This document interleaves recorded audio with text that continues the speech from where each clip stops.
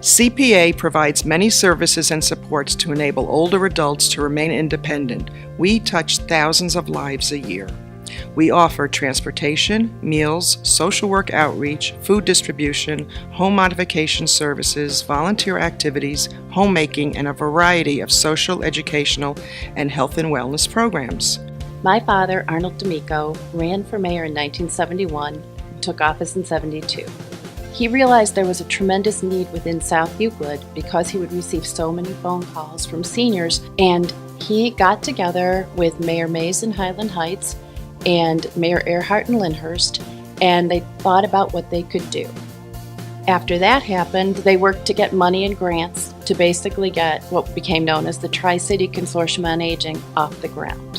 One thing I remember most about my dad with the senior community, they all embraced him because they said, "You're one of us." So his background from having worked at Menora Park as the controller, he had opportunity to interact with the residents there, see what their needs were, and took great interest and care in their well-being. You know, I look at the Tri-City Consortium and I look at how it evolved from the Tri-City to the Community Partnership on Aging. And what we had envisioned back in the 70s was very different from what we looked at and what we needed in the 2000s. I think we learned a long time ago that we can't operate in our own silo, that we need to collaborate with other communities. And it's one of the reasons that we brought in other cities into the Community Partnership on Aging. 2012, roughly, Mayfield Heights joined the Community Partnership on Aging. Within a year later, Mayfield Village did the same thing. And so as it has evolved and has become the Community Partnership on Aging, it has addressed more issues because our senior population has grown. And this way we can look at our seniors and say, what do you want? Well, I've been around for a very long time. So the changes that I've seen in our Community Partnership on Aging, which started out as the Tri-City Consortium, are kind of exponential. What was basically luncheon programs, socialization, trips, and so on and so forth has turned into so much more. Safe at home programs, so many services for our seniors, so many volunteer opportunities for other members of our community to assist our seniors as they age in place. I think Community Partnership on Aging is relevant because of the programs and the services that it provides to the people. You can't get it anywhere else. CPA has thrived for over 40 years due to the hard work and dedication of over 20 different mayors and countless councilpersons who supported CPA's efforts. These elected officials recognize and respect the needs and wants of their older residents and encourage the continued growth of this organization. The Community Partnership on Aging's benefit to my community, and I think to all of the 5 communities, is again allowing our residents who are of age to thrive. People want to age in place. They want to stay in their homes. And to do that, we realize that people are going to need help in doing that. And whatever help we can offer them, we need to be there for them. As a group, as a community, we need to be there for them. I became involved with CPA about 4.5 years ago when I needed their transportation services to get to and from physical rehabilitation. At the time I was a quadriplegic because of Guillain-Barré syndrome. And I lived alone, and their transportation department got to me to and from the therapy, as well as I participate in some of their other programs. I think one of the most important things for older people is socialization. And there's so many activities available through CPA. And I think it's important in aging to keep that contact with other people. Since retiring and stuff, my old field closed, and I had to build a new field. I know when I had to make some Medicare choices, I just called CPA, got an appointment with one of the social workers. They helped me go through those choices, make a good decision, free. I love it.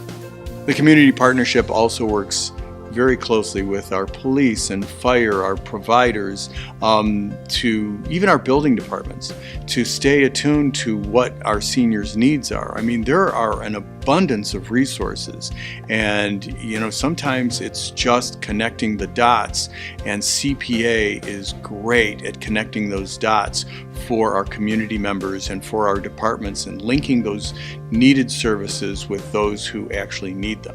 When I retired, I needed something extra to do. I wanted to be with other people.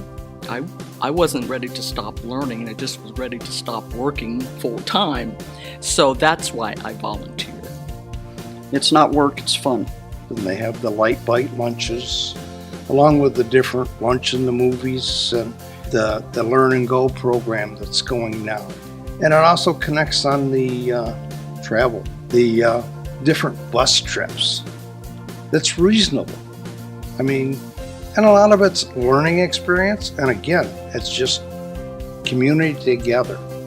I work with the Produce Plus, which is absolutely fantastic.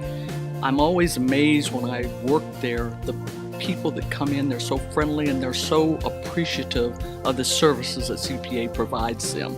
Because we're an agency that serves older adults and the population of older adults is growing, I see an organization that has to remain young and nimble and kind of ever-changing, providing greater services and looking for greater opportunities to serve our population. And I think just one day we will need those services, and it's wonderful to know they're available to us. And as everything is evolving, around us in the world, we want to make sure that this continues to grow and flourish. My vision, I believe, for the future of CPA would be to sustain itself, to be able to grow possibly within the region, to keep that balance between the age groups, and to provide services that senior residents need and want. And once again, I come back to need and want because those are two very different things. And just to be a vital resource for our communities. My vision of the Community Partnership on Aging is to probably use more technology as we're moving forward. We've got this baby boom senior population here, and we are computer literate.